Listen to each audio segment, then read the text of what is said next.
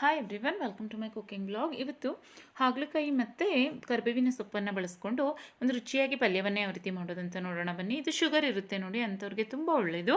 ಹಾಗಲಕಾಯಿ ಮತ್ತು ಕರಿಬೇವಿನ ಸೊಪ್ಪು ಎರಡು ಬಳಸಿರೋದ್ರಿಂದ ಯಾರು ಶುಗರ್ ಪೇಷಂಟ್ ಇರ್ತಾರೆ ಮತ್ತು ಯಾರು ತುಂಬ ಡಯಟ್ ಮಾಡ್ತಾ ಇರ್ತಾರೆ ನೋಡಿ, ಅವರು ಚಪಾತಿ ರೊಟ್ಟಿಗೆಲ್ಲ ಮಾಡಿಕೊಂಡ್ರೆ ತುಂಬ ಚೆನ್ನಾಗಾಗುತ್ತೆ. ಅಂದರೆ ಮಾರ್ನಿಂಗ್ ಬ್ರೇಕ್ಫಾಸ್ಟ್ಗಾದರೂ ಮಾಡ್ಕೊಳ್ಬೋದು, ಇಲ್ಲಾಂದರೆ ನೈಟ್ ಡಿನ್ನರ್ಗಾದರೂ ಸಹ ಮಾಡ್ಕೊಳ್ಬೋದು. ಮಧ್ಯಾಹ್ನ ಕಡಿಮೆ ಅಲ್ವಾ ಚಪಾತಿ ರೊಟ್ಟಿ ಎಲ್ಲ ಮಾಡ್ಕೊಳ್ಳೋದು, ಮಾರ್ನಿಂಗ್ಗೆ ಇಲ್ಲಾಂದರೆ ಡಿನ್ನರ್ಗೆ ತುಂಬ ಚೆನ್ನಾಗಾಗುತ್ತೆ ಪಲ್ಯ ಇದು. ಇದನ್ನು ಮಾಡ್ಕೊಳ್ಳಿಕ್ಕೆ ನಾನಿಲ್ಲಿ ಒಂದು ಅರ್ಧ ಕೆ ಜಿಯಷ್ಟು ಹಾಗಲಕಾಯನ್ನು ತೊಗೊಂಡಿದ್ದೀನಿ. ಹಾಗಲಕಾಯಿ ಒಂದೇ ದೊಡ್ಡದಾಗಿತ್ತು ನೋಡಿ, ಅದೇ ಒಂದೇ ಅಷ್ಟು ಬಂದಿದೆ. ಚಿಕ್ಕ ಚಿಕ್ಕ ಹಾಗಲಕಾಯಿ ಇದ್ದರೆ ಒಂದು 3ರಿಂದ 4 ಹಾಗಲಕಾಯಿನ ತೊಗೊಳ್ಳಿ.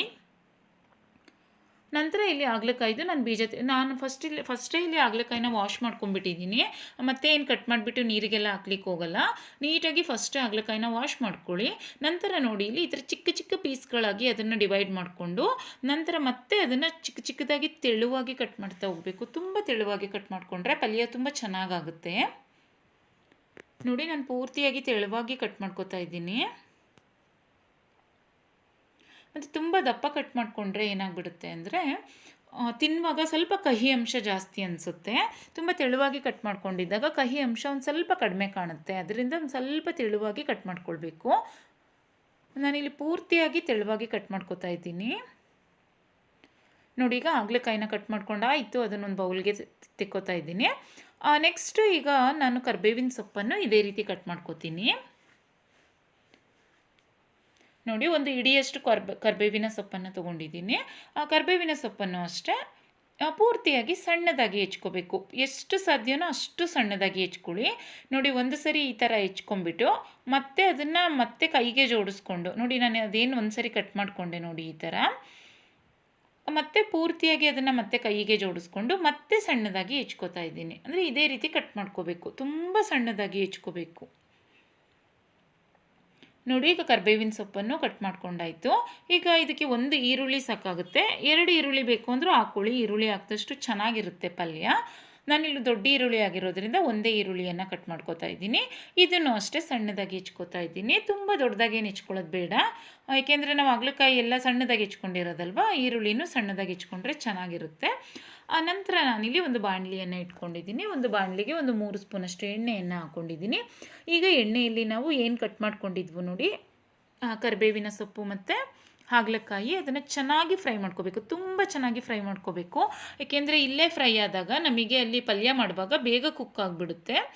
ಅದರಿಂದ ಒಂದು 10 ನಿಮಿಷ ನಾನಿಲ್ಲಿ ಲೋ ಫ್ಲೇಮಲ್ಲಿ ಇಟ್ಕೊಂಡು ಇದನ್ನು ಮುಚ್ಚಿಬಿಟ್ಟು ಮತ್ತು ಒಂದು ಅರ್ಧ ಸ್ಪೂನ್ ಉಪ್ಪನ್ನು ಸಹ ಸೇರಿಸ್ಕೊಳ್ಳಿ. ನಾನು ಸೇರಿಸ್ಕೊಂಡಿದ್ದೀನಿ. ಉಪ್ಪನ್ನು ಸಹ ಸೇರಿಸ್ಬಿಟ್ಟು ಚೆನ್ನಾಗಿ ಫ್ರೈ ಮಾಡ್ಕೋಬೇಕು. ಈಗ ನೋಡಿ, ಅದು ಏನು ನಾವು ಕಟ್ ಮಾಡಿರ್ತೀವಿ ನೋಡಿ, ಅರ್ಧದಷ್ಟು ಇಲ್ಲೇ ಕುಕ್ ಆಗಬೇಕು. ನಾವೇನು ಫ್ರೈ ಮಾಡ್ಕೊಳ್ತಾ ಇದ್ದೀವಿ ಈ ಟೈಮಲ್ಲೇ ಕುಕ್ ಆಗಬೇಕು. ಆ ರೀತಿ ಚೆನ್ನಾಗಿ ಫ್ರೈ ಮಾಡ್ಕೊಳ್ಬೇಕು. ಈಗ ಫ್ರೈ ಆಯಿತು, ಅದನ್ನು ತೆಕ್ಕೊಂಡು ಈಗ ಅದೇ ಬಾಣಲಿಗೆ ಮತ್ತೆ ಒಂದು 3 ಸ್ಪೂನಷ್ಟು ಎಣ್ಣೆ, ಸ್ವಲ್ಪ ಸಾಸಿವೆ, ಸ್ವಲ್ಪ ಜೀರಿಗೆ,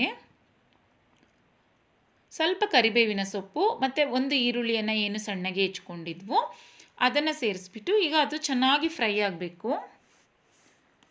ಈಗ ಈರುಳ್ಳಿನೂ ನೋಡಿ ಚೆನ್ನಾಗಿ ಫ್ರೈ ಆಗಬೇಕು.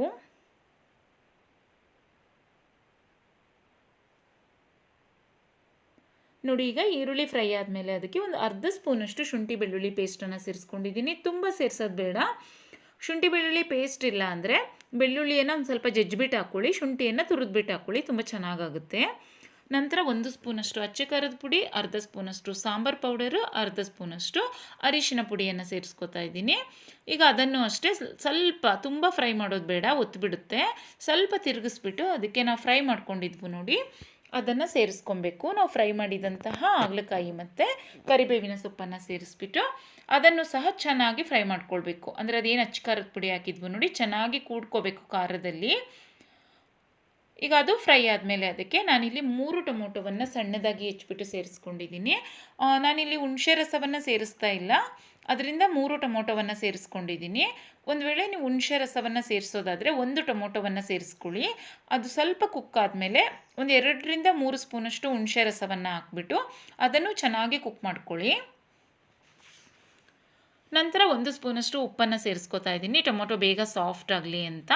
ನಂತರ ಒಂದು ಅರ್ಧ ಸ್ಪೂನಷ್ಟು ಗರಂ ಮಸಾಲವನ್ನು ಸಹ ಸೇರಿಸ್ಕೊತಾ ಇದ್ದೀನಿ. ಗರಂ ಮಸಾಲವನ್ನು ಸೇರಿಸಿದ್ಮೇಲೆ ಒಂದು ಸ್ವಲ್ಪ ಚೆನ್ನಾಗಿ ಅದನ್ನು ಫ್ರೈ ಮಾಡ್ಕೊಳ್ಳಿ. ಈಗ ಎಲ್ಲ ಡ್ರೈ ಪೌಡರ್ಗಳನ್ನೂ ಹಾಕಾಗಿದೆ. ಅಚ್ಕಾರದ ಪುಡಿ, ಸಾಂಬಾರು ಪೌಡ್ರು, ಅರಿಶಿನ ಪುಡಿ, ಗರಂ ಮಸಾಲ ಎಲ್ಲ ಹಾಕಾಗಿದೆ. ಈಗ ಚೆನ್ನಾಗಿ ಕುಕ್ ಮಾಡ್ಕೋಬೇಕು ಇದನ್ನು. ಇದಕ್ಕೆ ಒಂದು ಸ್ವಲ್ಪ ಬೆಲ್ಲವನ್ನು ಸೇರಿಸ್ಕೋಬೇಕು, ತುಂಬ ಚೆನ್ನಾಗಾಗುತ್ತೆ. ಬೆಲ್ಲದ ಪೌಡ್ರು ಬರುತ್ತೆ ನೋಡಿ, ಅದನ್ನಾದರೂ ಸೇರಿಸ್ಕೊಳ್ಳಿ. ಇಲ್ಲಾಂದರೆ ಬೆಲ್ಲದ ಅಚ್ಚು ಬರುತ್ತೆ ನೋಡಿ, ಒಂದು ಸ್ವಲ್ಪ ಒಂದು ಅರ್ಧ ಸ್ಪೂನಷ್ಟು ಬೆಲ್ಲವನ್ನು ಅದನ್ನು ತುರಿದ್ಕೊಂಡು ಇಲ್ಲಾಂದರೆ ಕುಟ್ಬಿಟ್ಟು ಹಾಕ್ಕೊಳ್ಳಿ. ನೋಡಿ, ಈಗ ನಾನು ಇದಕ್ಕೆ ಬೇಯಲಿಕ್ಕೆ ಅಂತ ನೀರು ಸೇರಿಸ್ಕೊತಾ ಇದ್ದೀನಿ. ಒಂದು ಚಿಕ್ಕ ಗ್ಲಾಸಷ್ಟು ಇದಕ್ಕೆ ನೀರನ್ನು ಸೇರಿಸ್ಕೊಳ್ಳಿ. ನೋಡಿ, ಈಗ ನೀರು ಹಾಕಿದ್ಮೇಲೂ ಅಷ್ಟೇ ಚೆನ್ನಾಗಿ ಕುದಿಬೇಕು. ಅದು ತುಂಬ ಚೆನ್ನಾಗಿ ಕುಕ್ ಆಗಬೇಕು ಮತ್ತು ಡ್ರೈ ಆಗಬೇಕು, ಅಲ್ಲಿ ತನಕ ಅದನ್ನು ಕುಕ್ ಮಾಡ್ಕೋಬೇಕು. ಈಗ ನೋಡಿ, ನೀರಿನ ಅಂಶ ಫುಲ್ ಡ್ರೈ ಆಗಬೇಕು. ಈಗ ಇನ್ನೂ ನೀರು ಹಾಗೇ ಇದೆ. ಒಂದು 10 ನಿಮಿಷ ತೊಗೊಳುತ್ತೆ. ಅದು ಚೆನ್ನಾಗಿ ಡ್ರೈ ಆಗೋ ತನಕ ನೀಟಾಗಿ ಕುಕ್ ಮಾಡ್ಕೋಬೇಕು. ಆಗ ಹಾಗಲಕಾಯಿ ಚೆನ್ನಾಗಿ ಬೇಯುತ್ತೆ ಅಂತ ಅಷ್ಟೇ. ಈಗ ಇದಕ್ಕೆ 1 ಸ್ಪೂನಷ್ಟು ನಾನು ಬೆಲ್ಲದ ಪೌಡರನ್ನು ಸೇರಿಸ್ಕೊಂಡಿದ್ದೀನಿ. ಅಂದರೆ ಡ್ರೈ ಬೆಲ್ಲದ ಪೌಡ್ರ್ ಇತ್ತು, ಅದನ್ನು ಸೇರಿಸ್ಕೊಂಡಿದ್ದೀನಿ. ಬೆಲ್ಲದ ಪೌಡ್ರ್ ಇಲ್ಲ ಅಂದರೆ ಬೆಲ್ಲ ಇದ್ದರೆ ಸಾಕು, ಅದನ್ನು ಸೇರಿಸ್ಕೊಳ್ಳಿ, ತುಂಬ ಚೆನ್ನಾಗಾಗುತ್ತೆ. ಈಗ ನೋಡಿ, ಪೂರ್ತಿಯಾಗಿ ಅದು ಫುಲ್ ಡ್ರೈ ಆಗಬೇಕು. ಈ ಟೈಮಲ್ಲಿ ಅದಕ್ಕೆ ಕೊತ್ತಂಬರಿ ಸೊಪ್ಪಿದ್ರೆ, ಮತ್ತು ನಾನಿಲ್ಲಿ ಒಂದು ಅರ್ಧ ಸ್ಪೂನಷ್ಟು ಕಾಳು ಮೆಣಸಿನ ಪುಡಿಯನ್ನು ಸಹ ಸೇರಿಸ್ತಾ ಇದ್ದೀನಿ, ಟೇಸ್ಟ್ ತುಂಬ ಚೆನ್ನಾಗಿ ಬರುತ್ತೆ ಅಂತ. ಪೆಪ್ಪರ್ ಪೌಡ್ರ್ ಹಾಕಿದ್ಮೇಲೂ ಅಷ್ಟೇ ಚೆನ್ನಾಗಿ ಅದನ್ನು ಡ್ರೈ ಆಗೋ ತನಕ ಫ್ರೈ ಮಾಡ್ಕೊಳ್ಳಿ.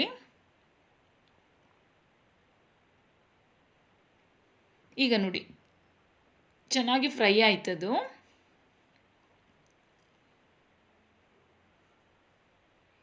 ಈಗ ಇದಕ್ಕೆ ನಾನು 1 ಹಿಡಿಯಷ್ಟು ತೆಂಗಿನಕಾಯಿ ತುರಿಯನ್ನು ತುರಿದ್ಬಿಟ್ಟು ಹಾಕೋತಾ ಇದ್ದೀನಿ. ತುರಿದ್ಬಿಟ್ಟು ಹಾಕೊಂಡ್ರೆ ತುಂಬ ಚೆನ್ನಾಗಾಗುತ್ತೆ ಅಂತ ಇವತ್ತು ತುರಿದ್ಬಿಟ್ಟೆ ಹಾಕೋತಾ ಇದ್ದೀನಿ. ಮತ್ತು ಇದಕ್ಕೆ ಮೇಲೆ ಬೇಕಿದ್ರೆ ಕೊತ್ತಂಬರಿ ಸೊಪ್ಪನ್ನು ಒಂದು 2ರಿಂದ 3 ಸ್ಪೂನಷ್ಟು ಕೊತ್ತಂಬರಿ ಸೊಪ್ಪನ್ನು ಸಹ ಹಾಕ್ಕೊಳ್ಳಿ, ತುಂಬ ಚೆನ್ನಾಗಾಗುತ್ತೆ ಟೇಸ್ಟ್. ತೆಂಗಿನಕಾಯಿ ಹಾಕಿದ್ಮೇಲೂ ಅಷ್ಟೇ ಸ್ವಲ್ಪ ಫ್ರೈ ಮಾಡ್ಕೊಳ್ಳಿ. ಕೊತ್ತಂಬರಿ ಸೊಪ್ಪು ಹಾಕಿದ್ಮೇಲೂ ಅಷ್ಟೇ ಲೈಟಾಗಿ ಸ್ವಲ್ಪ ಫ್ರೈ ಮಾಡಿಕೊಂಡ್ರೆ ಸಾಕು, ತುಂಬ ಏನು ಬೇಡ. ನೋಡಿ, ಈಗ ರೆಡಿ ಆಯಿತು ಪಲ್ಯ. ತುಂಬ ಚೆನ್ನಾಗಾಗುತ್ತೆ. ಮತ್ತು ಸ್ವಲ್ಪ ಬೆಲ್ಲದ ಪೌಡ್ರು ಹಾಕಿರ್ತೀವಿ ಅಲ್ವಾ, ಒಂದು ಸ್ವಲ್ಪನೂ ಕಹಿ ಅನಿಸಲ್ಲ. ಮಕ್ಕಳು ಸಹ ತುಂಬ ಚೆನ್ನಾಗಿ ತಿಂದುಬಿಡ್ತಾರೆ, ಅಷ್ಟು ಚೆನ್ನಾಗಿರುತ್ತೆ. ನೋಡಿ ಎಷ್ಟು ಚೆನ್ನಾಗಾಗಿದೆ ಅಂತ. ರೊಟ್ಟಿಗೂ ತುಂಬ ಚೆನ್ನಾಗಾಗುತ್ತೆ, ಚಪಾತಿಗೂ ತುಂಬ ಚೆನ್ನಾಗಾಗುತ್ತೆ, ರೊಟ್ಟಿಗಿಂತೂ ತುಂಬ ಚೆನ್ನಾಗಾಗುತ್ತೆ. ಹಾಗೇನೂ ಸ್ಪೂನಲ್ಲಿ ತಿನ್ಬೋದು, ಅಷ್ಟು ಚೆನ್ನಾಗಾಗುತ್ತೆ. ರೆಸಿಪಿ ಇಷ್ಟ ಆದರೆ ನೀವು ಸಹ ಟ್ರೈ ಮಾಡಿ, ಹಾಗೆ ಬೇರೆಯವ್ರಿಗೂ ಸಹ ಶೇರ್ ಮಾಡಿ, ಹಾಗೆ ಚಾನಲ್ನ ಸಬ್ಸ್ಕ್ರೈಬ್ ಮಾಡ್ಕೊಳ್ಳಿ. Thanks for watching. ಬಾಯ್.